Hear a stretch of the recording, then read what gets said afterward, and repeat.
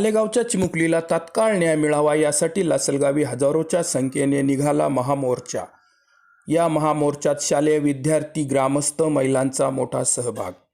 मालेगाव तालुक्यातील डोंगराळे या गावातील अवघ्या 3.5 वर्षाची चिमुकली यदनावर गावातील 24 वर्षीय नराधम विजय संजय खैरनार याने माणुसकीला काळिंबा फासणारे हैवानी कृत्य करून तिच्यावर बलात्कार केला व दगडाने ठेचून या चिमुकलीचा निर्घृण खून केला।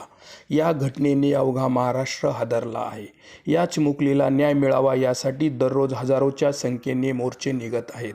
लिंग पिसाट नराधम विजय खैरनार याला तात्काळ फाशीवर लटकवण्यात येऊन चिमुकलीला न्याय मिळावा अशी जनतेची भावना आहे।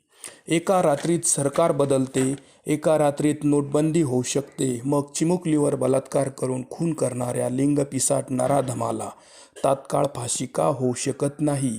या टॅगलाईनचा फलक हातात घेऊन लासलगावी हजारोंच्या संख्येने महामोर्चा काढण्यात आला। बस डेपोमधून हा महामोर्चा लासलगाव पोलीस ठाण्यात पोहोचला। तेथे सहाय्यक पोलीस निरीक्षक भास्कर शिंदे यांना शालेय विद्यार्थिनींनी आरोपींना तात्काळ फाशी द्यावी याबाबतचे निवेदन मोर्चेकरांच्या वतीने देण्यात आले। या मोर्चातील शालेय विद्यार्थिनींच्या भावना अतिशय संतापजनक होत्या। आम्ही मुली या राज्यात सुरक्षित नाही, सरकार सुस्त आहे, अशा नराधम आरोपींवर तात्काळ कारवाई करणे अपेक्षित आहे, पण ते करताना दिसत नाही। त्यामुळे गुन्हेगारांवर वचक राहिला नाही।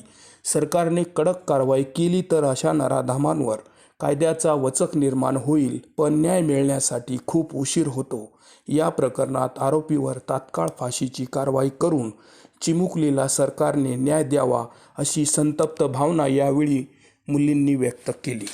लासलगावातील सर्व व्यावसायिकांनी या महामोर्चाला पाठिंबा देत आपली दुकाने बंद ठेवून मोर्चात सहभाग देखील नोंदविला।